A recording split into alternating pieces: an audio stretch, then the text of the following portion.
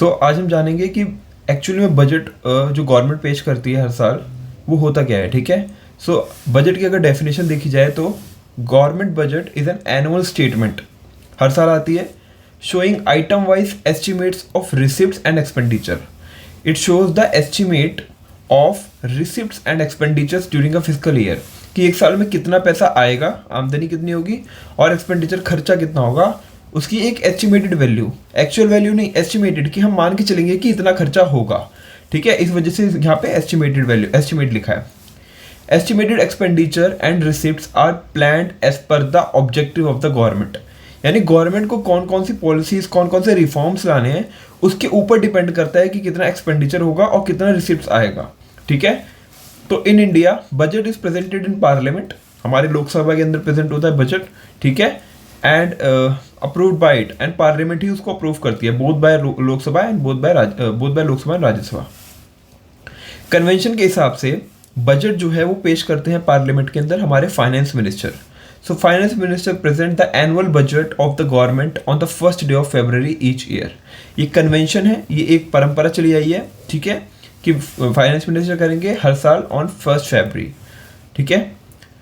तो बजट जो है रिवील करता है financial performance of the government in the last year and the financial policies for the coming fiscal year. Okay. So जो budget होता है, बजट के अंदर एक हमारा होता है रियलाइज्ड वैल्यू, जो कि होता है प्रीवियस ईयर, यानी प्रीवियस ईयर हमने जो टारगेट रखे थे उसमें उसके ऊपर हमारा कितना रिसिप्ट्स आया और कितना एक्सपेंडिचर हुआ, और हम कमिंग फाइनेंशियल ईयर जो है उसका एस्टिमेट भी डालते हैं उसमें, यानी दोनों चीज़ें होती हैं जो हमारी परफॉर्मेंस को शो करता है, यानी एक्चुअली में हमने क्या अचीव किया थ्रू बजट। तो कुछ कॉम्पोनेंट्स होते हैं बजट के, वो डिस्कस करते हैं। ठीक है। There are 2 main components of budget. First is revenue budget and second is capital budget. Okay. So revenue का नाम सुन के आपको समझ आ रहा होगा कि revenue is a recurring in nature, यानी डेली के बेसिस पे ये हो सकता है। Okay. So revenue budget it deals with revenue aspect of the government budget, यानी कितना रेवेन्यू आएगा। ठीक है, उस एस्पेक्ट पे डिपेंड करता है। तो उसके 2 पार्ट्स हैं, एक है रेवेन्यू रिसिप्ट और एक है रेवेन्यू एक्सपेंडिचर। कितना रेवेन्यू रेकरिंग नेचर में हमारे को पैसे मिल रहे हैं और कितना हमारा खर्चा हो रहा है। ठीक है। Revenue budget is the statement of estimated revenue receipts and estimated revenue expenditure during a financial year, fiscal year. Okay. So estimated हमेशा लगाना है, बिकॉज बजट हमेशा जो एक्चुअल वैल्यू वो नहीं शो कर रहा आने वाले साल की, वो हमेशा एक एस्टिमेट शो करता है कि ऐसा हो सकता है। ओके। सो ये रेवेन्यू रिसिप्ट्स और रेवेन्यू एक्सपेंडिचर दोनों को शो करता है हमारा रेवेन्यू बजट। कैपिटल बजट जो है on the other hand it deals with the capital aspect of the government budget. ठीक है, capital aspect of the government budget, और इसके हैं 2 पार्ट्स, कैपिटल रिसिप्ट और capital expenditure. Okay. So capital budget is statement of estimated capital receipts and estimated capital expenditure, कितना capital estimated receipts आएगा और कितना एक्सपेंडिचर होगा during a fiscal year. Okay. So हम पहले बात करते हैं बजट रिसिप्ट्स की। Okay. So budget receipts, what are budget receipts? Budget receipts refers to the estimated money receipts of the government from all the sources during a fiscal year, यानी जितने भी money receipt यानी पैसे आने हैं उसका जो सेक्शन होता है बजट के अंदर उसको हम कहेंगे बजट रिसिप्ट्स का। ठीक है, एक फिस्कल ईयर में। देखिए बजट रिसिप्ट जो है उसके 2 पार्ट्स हैं, हमारा रेवेन्यू रिसिप्ट और कैपिटल रिसिप्ट्स। रेवेन्यू रिसिप्ट में हमारा टैक्स रेवेन्यू जिसमें डायरेक्ट टैक्सेस हैं और इनडायरेक्ट टैक्सेस हैं, और नॉन टैक्स रेवेन्यू जिसमें इंटरेस्ट, प्रॉफिट, फी, लाइसेंस, पेनल्टी, ये सब। तो इन तरीके से जब हमें पैसा आता है उसको हम कहेंगे रेवेन्यू रिसिप्ट्स। और कैपिटल रिसिप्ट्स होते हैं हमारे बोरोइंग, जैसे बोरोइंग से पैसा आ गया, रिकवरी ऑफ लोन से पैसा आ गया, और या अदर कोई रिसिप्ट से पैसा आ गया। ठीक है, तो हम इसको डिटेल से डिस्कस करते हैं अभी। देखिए जो रेवेन्यू रिसिप्ट्स होता है ना, तो इसके अंदर ये तो ना ही एक लाइबिलिटी क्रिएट करता है और ना ही कोई एसेट को रिड्यूस करता है, यानी लाइबिलिटी क्रिएट करने का मतलब रेवेन्यू रिसिप्ट्स करने के लिए हमें कहीं से बोरोइंग नहीं करनी, पैसे उधार नहीं लेने, तो ये हमारी कोई लाइबिलिटी क्रिएट नहीं कर रहा। और ना ही हम कोई एसेट बेच रहे हैं, यानी अगर हम बेचेंगे जब भी तो एसेट का रिडक्शन होगा, तो हम बेचेंगे भी नहीं। तो ये है शॉर्ट टर्म कह सकते हैं हम, एक विद इन 1 ईयर का होता है, और ना ही लाइबिलिटी क्रिएट करता है ना ही एसेट को रिड्यूस करता है। ओके, लाइबिलिटी क्रिएट करता है। ठीक है। Revenue receipts refers to those receipts which neither create any liability, ना तो वो कोई लाइबिलिटी क्रिएट कर रहा है और nor cause any reduction in the asset of the government, and ना ही वो कोई गवर्नमेंट के एसेट को रिड्यूस कर रहा है। Okay. So there are regular and recurring in nature, जैसे कि मैंने कहा रेवेन्यू रिसिप्ट जो होते हैं वो रेगुलर होते हैं, डेली बेसिस पे आने वाले होते हैं, और रेकरिंग होते हैं, ठीक है, मल्टीपल कंटिन्यूस फॉर्म में आते हैं।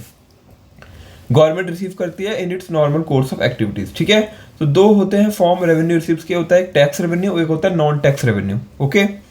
टैक्स रेवेन्यू क्या होता है? वो इनकम जो हम टैक्स के थ्रू कमाते हैं, ठीक है। Tax revenue refers to the sum total of receipts from taxes, यानी जो भी रिसिप्ट्स गवर्नमेंट को मिल रही है from taxes, from imposing taxes and other duties different tariff है, कोटा है, वो सब इम्पोज बाय द गवर्नमेंट, तो उससे जो पैसा आ रहा है उसको हम कहेंगे tax revenue. There are two aspects of tax revenue, दो एस्पेक्ट्स है टैक्स रेवेन्यू के। पहला है tax is a compulsory payment, ठीक है, no one can refuse to pay it. एक तो ये चीज़ है कि टैक्स की कंपल्सरी पेमेंट और कोई इसको मना नहीं कर सकता पे करने से, पे करना जरूरी है। सेकंड है tax receipt are spend by the government for the common benefit of people in the country, यानी टैक्स रिसिप्ट का जो पैसा होगा वो गवर्नमेंट जो है कॉमन बेनिफिट यानी पीपल लोगों के वेलफेयर के लिए खर्च करती है, ठीक है। तो टैक्स रेवेन्यू के टाइप्स होते हैं, दो टाइप है। पहला है डायरेक्ट टैक्सेस, जैसे कि हमें पता है डायरेक्ट टैक्सेस कौन से होते हैं, वो टैक्सेस जो रेफर करते हैं that are impose on property और इनकम ऑफ एन इंडिविजुअल, किसी इंडिविजुअल की इनकम या प्रॉपर्टी में जो टैक्स इम्पोज होता है उसको हम कहेंगे डायरेक्ट टैक्सेस। और कंपनीज और their burden can not be shifted to the other persons और एंटिटी, प्रॉपर्टी पे, इनकम टैक्स पे, कॉर्पोरेट टैक्स कंपनीज पे जो लगता है वो सब डायरेक्ट टैक्सेस के पार्ट है। और इसका बर्डन जो है इसको हम शिफ्ट नहीं कर सकते कि कोई और पर्सन दे देगा तुम्हारे बिहाफ पे, जिसके ऊपर इम्पोज होता है वो पर्सन को ही देना पड़ता है। वही चीज़ यहाँ पे लिखी है, द लाइबिलिटी टू पे द टैक्स, यानी जिसकी लाइबिलिटी है, जिसकी उधारी है पे करने की tax, and the actual burden of the tax, यानी इम्पैक्ट और इंसिडेंस दोनों सेम पर्सन पे are on the same person, that is burden can not be shifted to others, ठीक है। तो जिसने लाइबिलिटी है पे करने की और वही पे करेगा और उसका बर्डन भी वही सहेगा, एक्चुअल बर्डन, ठीक है। तो इम्पैक्ट और incidence are on the same person. इसके एग्जांपल्स हैं income tax, corporate tax, wealth tax, wealth tax यानी कितनी हमने इनकम, कितना हमारी वेल्थ प्रॉपर्टी सब मिला के जो है वेल्थ टैक्स, और capital gains tax. Capital gains tax जैसे कि हमने कोई प्रॉपर्टी को बेचा प्रॉफिट पे, बहुत अच्छे प्रॉफिट पे, तो उसके प्रॉफिट के ऊपर जो टैक्स लगता है उसको कहेंगे कैपिटल गेन्स टैक्स। या कोई भी ऐसी बड़ी चीज़ जो कैपिटल इन नेचर है, ठीक है, उसको हम बेचेंगे, उससे हमें जो प्रॉफिट होगा उस पर जो टैक्स लगेगा वो होगा कैपिटल गेन्स टैक्स, और ये डिसाइड करती है गवर्नमेंट, ओके। सारी चीज़ें गवर्नमेंट ही डिसाइड करती है, ओके। सो हमने डायरेक्ट टैक्सेस को पढ़ लिया, अब हम पढ़ रहे हैं इनडायरेक्ट टैक्सेस को। Indirect taxes are those taxes which can be shifted to another person और एंटिटी, यानी ये शिफ्ट कर सकते हैं, यानी जिसके ऊपर इम्पैक्ट है और जिसके ऊपर इंसिडेंस एक्चुअली में हो रहा है वो डिफरेंट पर्सन हो सकते हैं। Their monetary burden is ultimately borne by the final use of goods and services rather than the person on whom the tax is levied. मान लीजिए एक शॉपकीपर है, ठीक है, वो शॉपकीपर जो है सेल कर रहा है गुड्स को, ठीक है, तो एक्चुअली में गुड्स ये सेल कर रहा है तो टैक्स इस पे लगेगा, बट ये शिफ्ट कर देगा बर्डन ऑन कंज्यूमर जो ऑफ फाइनल गुड्स, ठीक है, एंड सर्विसेज, यानी कि एक्चुअली में टैक्स इसको पे करना है बट ये शिफ्ट कर देगा कंज्यूमर पे, और कंज्यूमर से टैक्स को ले लेगा, चार्ज कर देगा, और फिर on the behalf of consumer ये पे कर देगा गवर्नमेंट को। यानी एक्चुअली में इम्पैक्ट इसके ऊपर पड़ना चाहिए था बट इसके उनके ऊपर पड़ा, कंज्यूमर्स के ऊपर, यानी इसको कहेंगे हम इनडायरेक्ट टैक्स, बिकॉज इसका जो टैक्स का जो शिफ्ट हो गया अनदर पर्सन एंटिटी, ठीक है। They are impose on goods and services, ठीक है, किसी पर्सन किसी की वेल्थ इनकम पे नहीं होता, ये गुड्स और सर्विसेज के परचेज और सेल पे होता है। और the liability to the pay tax, यानी इम्पैक्ट जो है कि जो कौन पे करेगा, और actual burden of the tax that is incidence, जिसने एक्चुअली में पे किया। एक तो ये है कि इसको पे करना है और एक्चुअली में किसने पे किया, ये दोनों अलग अलग पर्सन है, lie on the different person, it's burden can be shifted to others. जैसे कि जीएसटी है, जीएसटी में क्या होता है कि हम कोई शॉपकीपर से सामान लेते हैं तो शॉपकीपर हमसे जीएसटी चार्ज करता है, तो चार्ज जो है, पैसा जो है हमने पे किया, यानी इंसिडेंस हमारे ऊपर पड़ा, हम जो पैसे पे कर रहे हैं, लेकिन हमारे बिहाफ पे पेमेंट गवर्नमेंट को शॉपकीपर करेगा। एक्चुअली में इंसिडेंस हमारे ऊपर पड़ा और इम्पैक्ट उसके ऊपर पड़ा, यानी दोनों अलग अलग पर्सन है। इंडायरेक्ट टैक्सेस में ऐसा चीज़ होती है। बेसिक कस्टम ड्यूटी, ठीक है, हम कोई इंपोर्ट या एक्सपोर्ट कर रहे हैं उसमें कस्टम ड्यूटी लगती है। वैट ऑन पेट्रोलियम प्रोडक्ट्स, हम पेट्रोल अपने व्हीकल में फुल करेंगे तो डलवाएंगे तो उस पर वैट देना पड़ता है, या पेट्रोलियम इंडस्ट्रीज को भी वैट देना पड़ता है, वैल्यू एडेड टैक्स। और एक्साइज एंड लिकर खरीदने पे जो टैक्स लगता है उसको कहेंगे एक्साइज, ठीक है। सो ये सारी चीज़ हो गई इनडायरेक्ट टैक्सेस का पार्ट। हमने टैक्स रेवेन्यूज को डिस्कस कर लिया, हम पढ़ेंगे non tax revenue. What are non tax revenue? Non tax revenue refers to the receipts, वो पैसा of the government from all the sources other than those of tax receipts, यानी tax receipts के अलावा वाला जो पैसा है गवर्नमेंट को अर्न हो रहा है उसको कहेंगे हम non tax revenue. The main sources of non tax revenue are interest. पहला है इंटरेस्ट। इंटरेस्ट मतलब गवर्नमेंट ने किसी को लोन दिया है, ठीक है, उसके बदले वो इंटरेस्ट चार्ज कर रही है, तो वो उसका इंटरेस्ट की पेमेंट में कैलकुलेट होगा। Government receives interest on loans given by it to the state government, union territories, private enterprise and general public. किसी को भी अगर लोन दिया है गवर्नमेंट ने तो उसके बदले जो वो इंटरेस्ट चार्ज कर रही है उसको हम कहेंगे इंटरेस्ट पेमेंट, यानी इंटरेस्ट इनकम।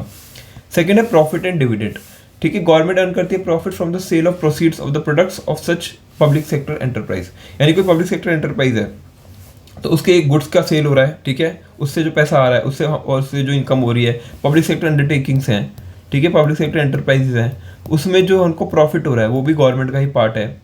ओके, और डिविडेंड्स कहाँ से अर्न करते हैं, जैसे उन्होंने अपना government also get dividend from investment in other company. मान लीजिए गवर्नमेंट ने अपने पैसे को इन्वेस्ट करा है अदर कंपनीज के शेयर्स में, तो शेयर्स के बदले क्या मिलता है, डिविडेंड मिलता है, तो गवर्नमेंट को डिविडेंड अर्न होगा। तो प्रॉफिट और डिविडेंड से भी इनकम आती है, उसको हम कहेंगे नॉन टैक्स रेवेन्यू। थर्ड है फीस। कोई टूरिस्ट प्लेस है, कोई ऐसी हिस्टोरिकल मॉन्यूमेंट है, वहाँ पे कोई फी चार्ज कर रहे हैं गवर्नमेंट, तो उससे जो इनकम हो रही है उसको हम कहेंगे fee. Fee refer to charge impose by the government to cover the cost of recurring services provided by it. कोई रेकरिंग सर्विस प्रोवाइड कर रही है गवर्नमेंट, उसको हम अवेल कर रहे हैं, तो उसको अवेल करने के लिए हमें जो फी पे करनी पड़ेगी वही होगी फीस, उसको कहेंगे फीस। तो ये फी चाहिए गवर्नमेंट को। एक होती है licence fee. It's a payment charge by the government to grant permission for something, यानी किसी चीज़ के लिए परमिशन मांगने गए और वो हमें मिलनी है, उसके लिए हमें लाइसेंस लेने के लिए कुछ फी पे करनी पड़ती है, उसको कहेंगे लाइसेंस फी। ये भी नॉन टैक्स रेवेन्यू है जो कि गवर्नमेंट को जाता है। फिफ्थ है फाइन्स एंड पेनल्टीज। गवर्नमेंट ने फाइन लगाया, पेनल्टी लगाया, ठीक है, for rule breaking, for traffic signal breaking, और कुछ भी जितने भी रूल्स को ब्रेक करके जो गवर्नमेंट फाइन और पेनल्टीज के थ्रू इनकम अर्न करती है उसको हम कहेंगे नॉन टैक्स रेवेन्यू। तो ये payment which impose on law breakers. Six है एस्चीट्स, ठीक है, एस्चीट्स क्या होता है, escheats, okay, it refers to claim of the government on the property of a person who dies without living behind any legal heir और will.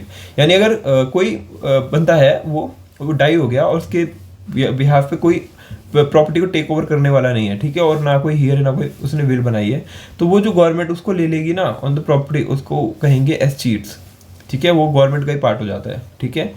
Seventh है gifts and grants, ठीक है, अगर गवर्नमेंट को किसी ने गिफ्ट दिया है तो फॉरेन नेशंस के थ्रू गिफ्ट आया है या ग्रांट मिला है कोई, वो भी गवर्नमेंट का ही रिसिप्ट में काउंट होगा।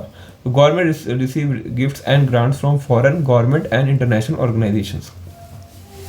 एट्थ है हमारा four features. These are in the form of penalties which are imposed by the courts for non-compliance of orders or non-fulfillment of contracts etc. ये हमें पेनल्टीज की फॉर्म में गवर्नमेंट को मिलता है। ये कोर्ट्स इम्प्लाई करती है for non compliance of order. अगर कोई कोर्ट ने ऑर्डर करा और उसके को फुलफिल नहीं किया गया है तो उसके बदले जो फी चार्ज की जाएगी पेनल्टी की, उसको हम फोर फीचर कहेंगे, ठीक है। तो हमने रेवेन्यू रिसिप्ट्स के टैक्स रेवेन्यू और नॉन टैक्स रेवेन्यू दोनों को डिस्कस कर लिया। अब हम देखेंगे कैपिटल रिसिप्ट्स क्या होती हैं। कैपिटल रिसिप्ट्स का सिंपल सा मतलब है कि ये क्रिएट करेगी या तो लायबिलिटी, या तो हम बोरो कर रहे हैं पैसा और वहाँ से आ रहा है लायबिलिटी क्रिएट हो रही है, या कोई बेच के एसेट को बेच के कर रहे हैं, तो इसमें आइदर क्रिएट लायबिलिटी और reduce assets. Capital receipts refers to those receipts which either create a liability, या तो कोई लायबिलिटी क्रिएट करेंगे और cause a reduction in the asset of the government, या तो गवर्नमेंट किसी एसेट को रिड्यूस किया जाएगा, ठीक है।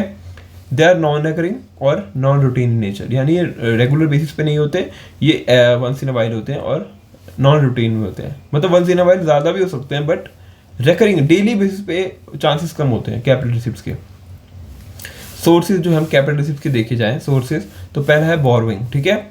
Borrowing are the funds raised by the government to meet excess expenditure. अगर कोई एक्सेस एक्सपेंडिचर करना है और गवर्नमेंट के पैसे नहीं है तो गवर्नमेंट बोरो करती है पैसा, तो उसको हम कहेंगे borrowing. Government borrow funds from open market, ठीक है, या तो पब्लिक से डायरेक्ट लेती है, या तो आरबीआई से लेती है, या तो foreign governments like USA, UK etcetera in government से ले सकती है, डिफरेंट गवर्नमेंट्स कंट्रीज की गवर्नमेंट से, या international institutions like world bank, international monetary fund, ठीक है, आईएमएफ, इनसे ले सकती है। सेकंड है रिकवरी ऑफ लोन्स, यानी किसी को गवर्नमेंट ने लोन दिया है और एक्चुअली में उन्होंने प्रिंसिपल अमाउंट पे कर दिया वापस पूरा, तो रिकवरी ऑफ लोन्स के बेसिस पे भी हमारा जो पेमेंट पैसा आएगा वो होगा कैपिटल रिसिप्ट। हाँ, अगर उसके ऊपर इंटरेस्ट मिल रहा है तो वो होगा रेवेन्यू रिसिप्ट, बट अगर पूरा लोन ही वापस मिल गया प्रिंसिपल अमाउंट तो वो रिकवरी ऑफ लोन्स को कहेंगे हम capital receipts. Government grant various loans to the state governments और union territories. Recovery of such loans is capital receipt as it dues the assets of the government, okay. Third है other receipts, this includes disinvestment. देखिए इस वाले में तो हमारा क्या हुआ, कोई लायबिलिटी क्रिएट हो रही, इसमें तो हमारी लायबिलिटी क्रिएट हुई, ठीक है, है ना। रिकवरी ऑफ लोन्स में तो ऐसे कोई लायबिलिटी क्रिएट नहीं हुई, लायबिलिटी क्रिएट थी वो हमें पैसा मिल गया रिसिप्ट की फॉर्म में, ठीक है, कैपिटल रिसिप्ट की फॉर्म में। इसमें हमारा क्या है, एसेट रिड्यूस होगा। डिसइन्वेस्टमेंट में हमारा कोई एसेट रिड्यूस होगा, because disinvestment refers to act of selling a part of whole of shares of selected public sector undertakings held by the government. मान लीजिए कोई पब्लिक सेक्टर एंटरप्राइज है और गवर्नमेंट उसका मेजर पोर्शन जो है, मेजर शेयर होल्डर जो है किसी और को सेल कर दिया, डिसइन्वेस्ट कर दिया, तो उसमें क्या है, हमारा एसेट का जो साइज है वो रिड्यूस हो रहा है, ठीक है, और उससे जो पेमेंट हमें मिल रही है बेचने पे, उसको हम कहेंगे डिसइन्वेस्टमेंट।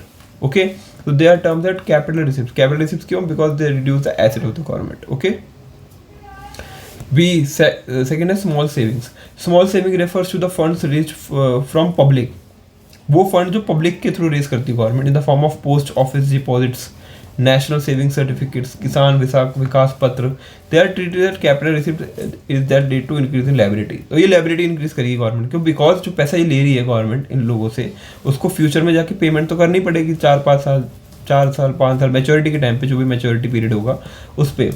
तो ये लायबिलिटी क्रिएट कर रही है, तो इसलिए ये भी हो गया हमारा कैपिटल रिसिप्ट्स, ठीक है। ये स्मॉल सेविंग्स एक्चुअली में होता है जो फंड्स रेज करते हैं थ्रू डिफरेंट जैसे पोस्ट ऑफिस में किसी लोगों ने पोस्ट ऑफिस डिपॉजिट करा ताकि वो अपना पैसा सेव कर पाए और इंटरेस्ट अर्न कर पाए, ठीक है। नेशनल सेविंग सर्टिफिकेट्स यानी गवर्नमेंट ने सर्टिफिकेट्स इशू करे और उसके बदले लोगों ने पैसे दिया।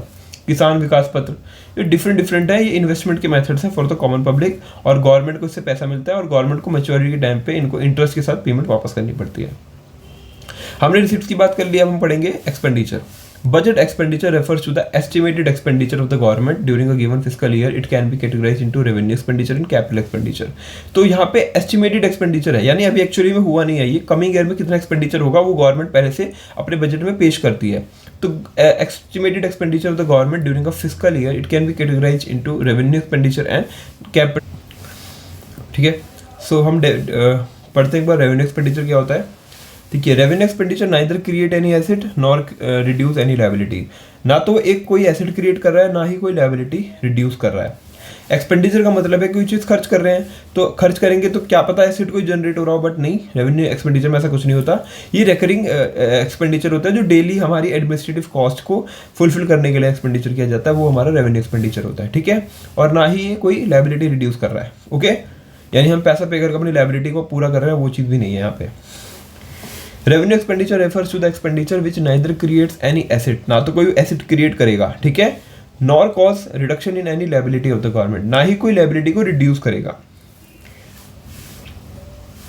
It is recurring in nature, ठीक है, ये रिकरिंग होगा डेली बेसिस पे, जो हमारी नीड्स को फुलफिल करने के लिए हमें एक्सपेंडिचर करना पड़ता है गवर्नमेंट को, उसको, ठीक है। It includes it incurred on normal functioning of the government and the provision of various services, यानी day to day functioning of the government के लिए जो पैसा खर्च में लगता है उसको हम कहेंगे रेवेन्यू एक्सपेंडिचर, ठीक है। इसके एग्जांपल्स हो गए पेमेंट ऑफ सैलरीज की पेमेंट करनी है, पेंशन देनी है, इंटरेस्ट देना है, और हेल्थ सर्विस पे जो खर्चा हो रहा है, grant to state, administrative service पे जो खर्चा हो रहा है, एटसेट्रा, ये सब पार्ट होगा रेवेन्यू एक्सपेंडिचर का, ओके।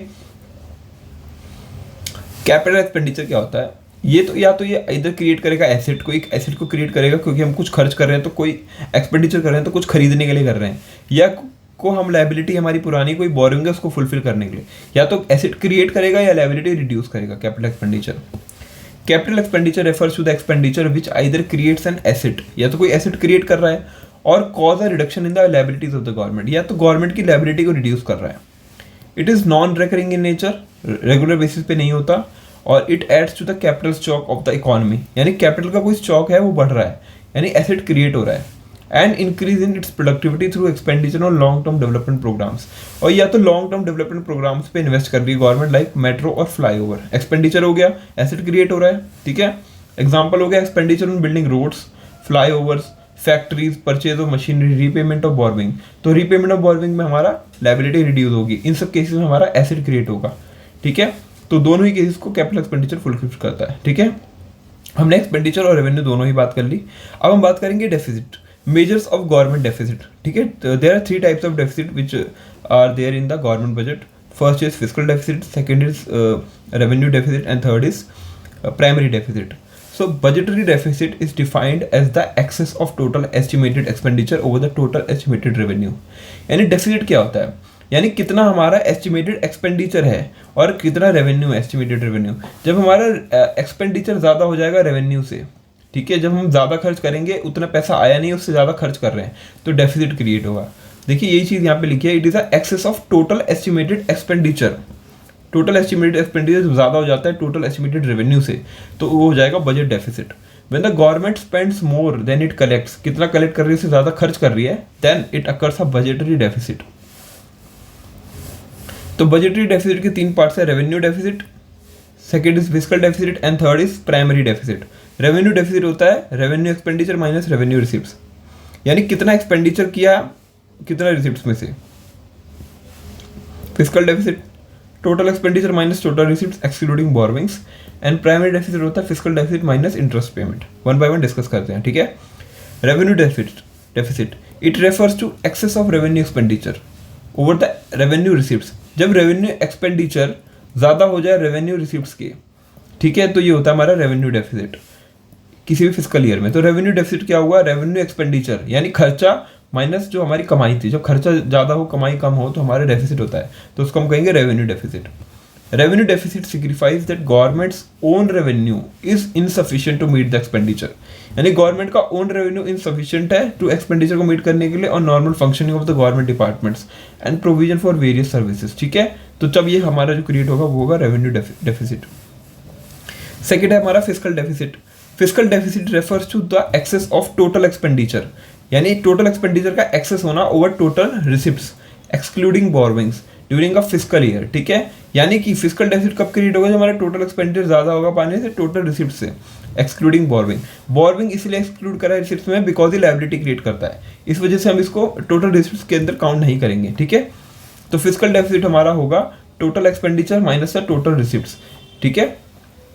क्या इंप्लीकेशन होता है फिस्कल डेफिसिट का, फिस्कल डेफिसिट हमारी इकोनॉमी के लिए अच्छा नहीं होता, it is bad because it creates a condition of debt trap, because हम लोन लेते रहेंगे for financing the fiscal deficit again and again, interest payment करनी पड़ेगी, ठीक है। एक्चुअली में ये चीज़ सही नहीं होती इकोनॉमी के लिए फिस्कल डेफिसिट, और इन्फ्लेशन क्रिएट करेगा बिकॉज अगर हम फिस्कल डेफिसिट को फाइनेंस करने के लिए प्रिंट करते हैं न्यू करेंसी को, तो न्यू करेंसी प्रिंट करने से फिर से मार्केट में इन्फ्लेशन होगा, महंगाई बढ़ेगी, फॉरेन डिपेंडेंस बढ़ जाएगी, लोगों से उधार लेना यानी बाहर की फॉरेन नेशनल से या फॉरेन इंस्टीट्यूशनल इन्वेस्टर्स या फॉरेन जो वर्ल्ड बैंक है और IMF है उनसे लोन लेने पड़ेगा, तो उस पर हमारी डिपेंडेंस बढ़ जाएगी और ये हमारी हैम्पर करेगा फ्यूचर ग्रोथ को, क्योंकि फिस्कल डेफिसिट एक हमेशा एक चीज़ ऐसी क्रिएट करेगा कि हमारे पास डेफिसिट है किसी चीज़ का और हमारी फ्यूचर ग्रोथ को ये हैम्पर भी करेगा। सो एक्चुअली में fiscal deficit gives borrowing requirements of the government, तो ये दर्शाता है कि गवर्नमेंट को कितनी बोरोविंग करनी है, ठीक है, कितनी बोरोविंग की रिक्वायरमेंट है। So it must not be allowed to rise beyond a manageable limits, तो ये एक मैनेजेबल लिमिट के ऊपर नहीं जाना चाहिए, अदरवाइज ये बहुत ज़्यादा लायबिलिटी क्रिएट हो जाएगी गवर्नमेंट के ऊपर और कंट्री को फुलफिल करना, वापस लायबिलिटी को पे बैक करना बहुत मुश्किल हो जाएगा, इसलिए इसकी एक लिमिट होनी चाहिए, मैनेजेबल लिमिट होनी चाहिए। तो safe limit of fiscal deficit consider to be 3% of GDP, और 3% ऑफ GDP जो है हमारा सेफ लिमिट मानी जाती है कि 3% ऑफ GDP जो है हमारा फिस्कल डेफिसिट हो तो ठीक है, उससे ज़्यादा नहीं होना चाहिए, बट एक्चुअली में अभी भी उससे ज़्यादा ही है। और ये डिसाइड किसने किया 3% ऑफ GDP, ये हमारे का आया था FRBM act, fiscal responsibility and budget management act, ठीक है। आई थिंक ये 2003 में आया था, अगर मैं गलत हूँ तो सॉरी उसके लिए, बट 2003 में लगता है मुझे याद था, ठीक है। तो fiscal responsibility and budget management act जो कहता है कि हमारा जो GDP, हमारा जो फिस्कल डेफिसिट है वो 3% ऑफ GDP होना चाहिए, ठीक है, और उससे ज़्यादा नहीं होना चाहिए, ठीक है, और अगर उससे ज़्यादा है तो हमें उसको रिड्यूस करना है और लेके आना है टू 3% ऑफ GDP, ठीक है। So greater fiscal deficit implies greater borrowing, क्योंकि ग्रेटर फिस्कल डेफिसिट होगा तो ज़्यादा पैसा बोरो करना पड़ेगा, वो इम्प्लाई करता है greater borrowings of the government. So a high fiscal deficit is inherently bad for the health of economy, ठीक है, तो बैड होता है हेल्थ ऑफ द इकोनॉमी के लिए। तो सोर्स कौन से है फाइनेंस करने के लिए फिस्कल डेफिसिट, अगर फिस्कल डेफिसिट है तो हम उसको कैसे फुलफिल करेंगे, या तो पहला होगा बोरोइंग करके या किसी से उधार लेके। Fiscal deficit can be met by borrowing from the internal sources like public से, हमसे कमर्शियल बैंक से लेके, और the external source like foreign government, international organisation, इन लोगों से उधार लेके बोरोइंग फुलफिल करेगा। और सेकंड है डेफिसिट फाइनेंसिंग, जिसमें प्रिंट और न्यू करेंसी होगा, यानी न्यू करेंसी को प्रिंट करेगा गवर्नमेंट में borrow from RBI against its securities, यानी गवर्नमेंट जो होगी वो अपनी सिक्योरिटीज दे देगा इसको। सिक्योरिटीज मतलब जिसके बदले वो पैसा ले रहा है आरबीआई से, आरबीआई इनको मनी दे देगा, ठीक है। लेकिन ये मनी जो है ये होगा प्रिंटिंग न्यू करेंसी, यानी ये करेंसी जो है नई प्रिंट करी है आरबीआई ने। तो जब नई प्रिंट करी है तो जब ये मार्केट में जाएगी ना, तो लोगों के पास ना ज़्यादा पैसा आएगा, ठीक है, पीपल के पास, और ये इन्फ्लेशन क्रिएट करेगा, ठीक है। एक्चुअली में इसका इम्पैक्ट जो है बहुत गलत होगा इकोनॉमी में अगर हम नई करेंसी प्रिंट करते हैं, ठीक है। तो आरबीआई इशू करेगी तो इसके थ्रू ये डेफिसिट फाइनेंसिंग हो जाएगा, बट ये बैड है बहुत ज़्यादा। तो हमने देखा कि फिजिकल डेफिसिट क्या होता है, उसके सोर्सेज क्या होते हैं, ठीक है, उसको कैसे फुलफिल कर सकते हैं वो भी। अब हम पढ़ेंगे प्राइमरी डेफिसिट, ये हमारा लास्ट टॉपिक है। Primary deficit refers to the difference between physical deficit of the current year and interest payment of the previous borrowing. ये होता है डिफरेंस बिटवीन फिजिकल डेफिसिट, जो हमारा अभी फिजिकल डेफिसिट है इस साल का, माइनस जो इंटरेस्ट पेमेंट है हमारी प्रीवियस बोरोइंग, पहले की बोरोइंग पे जो इंटरेस्ट पेमेंट हमें देनी है, उसको जब माइनस करेंगे तो हमारा आएगा प्राइमरी डेफिसिट, यानी physical deficit minus interest payment. It indicates how much the government borrowings are going to meet expenses other than the interest payment। यानी कि ये इंडिकेट करता है कि जो गवर्नमेंट की बोरोइंग्स हैं वो कैसे मीट करेंगी एक्सपेंसेस को other than the interest payment.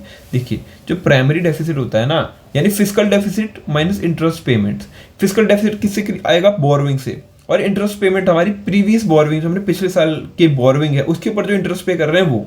लेकिन हम ये इंटरेस्ट माइनस कर देंगे बिकॉज हमें देखना है कि हमारा जो बोरोइंग है वो कितना हमारा एक्सपेंसेस को मीट कर पा रहा है other than the interest payment of the previous year. इस वजह से हम इसको इसमें से माइनस कर देंगे फिजिकल डेफिसिट में से, तो हमारा जो आएगा वो होगा प्राइमरी डेफिसिट, ठीक है। बेसिकली सिर्फ इसका फॉर्मूला याद करने की जरूरत है, ठीक है, और इसके मैंने चीज़ें बता दी कि किस तरीके से क्या होता है और हम बोरोइंग को क्यों, इंटरेस्ट पेमेंट क्यों माइनस करते हैं, बिकॉज ये प्रीवियस ईयर की इंटरेस्ट पेमेंट है और इसको हमें माइनस करना है, और ताकि हम एक्चुअली देख पाएँ कि हमारी बोरोइंग से हमारी कितनी एक्सपेंसेस को मीट कर पा रहा है वो, ठीक है। तो हमने physical deficit, primary deficit, revenue deficit, हमारे गवर्नमेंट डेफिसिट को डिस्कस करा, हमारे कैपिटल एक्सपेंडिचर, कैपिटल रिसीट्स को डिस्कस किया, रेवेन्यू एक्सपेंडिचर, रेवेन्यू रिसीट्स को डिस्कस किया, ठीक है, क्या सोर्सेज हैं टैक्स रेवेन्यू के एंड क्या इंप्लीकेशंस हैं उनके on the economy. Okay, so I think government budget मेरी तरफ से कंप्लीट हो गया, और इसके अंदर कोई प्रॉब्लम होती है तो आप प्लीज़ कमेंट सेक्शन में पिन डाउन कीजिएगा। एंड वीडियो में बने रहने के लिए thank you so much guys.